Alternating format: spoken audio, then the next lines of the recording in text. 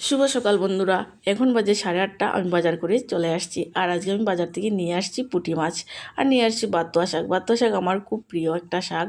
সব শাকই আমি ভালোবাসি, কিন্তু বাতুয়াটা খুবই ভালোবাসি। আর ওইদিকে পুঁটি মাছগুলা কেটেও নিলাম ভালো করে। আর ওইগুলো কাটতে কাটতে আমার অনেকটা লেট হয়ে গিয়েছিল।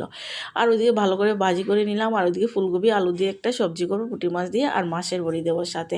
তো ফুলকপি আলুগুলোকেও ভেজে উঠিয়ে নিলাম। আর কড়ার মধ্যে অল্প তেল দিয়ে দিলাম। তেলের মধ্যে দিয়ে দিলাম কালো জিরা ফোড়ন, আর দিয়েছি মশলার মধ্যে ছিল পেঁয়াজ, একটা পেঁয়াজ ছিল, আর অল্প আদা, জিরা ধন্না এই ছিল।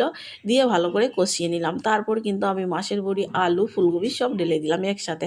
তারপর একটু কষিয়ে আর ওই মাছগুলোও কিন্তু দিয়ে দেবো একসাথে। মাছ কবি কষালে একটা স্যান্ট হয়, সেটা আমার খুব ভালো লাগে, তাই একসাথেই দিয়ে দিলাম সব কিছু। তারপর দিয়ে কিন্তু অল্প জল দিয়ে দিলাম। এটাকে কি বলবো, আমি গামাকা ঝোল রাখবো, বেশি ঝোল রাখবো না, এভাবেই খেতে ভালো লাগে। তো আমার রান্নাবাড়া কমপ্লিট হয়ে গেল।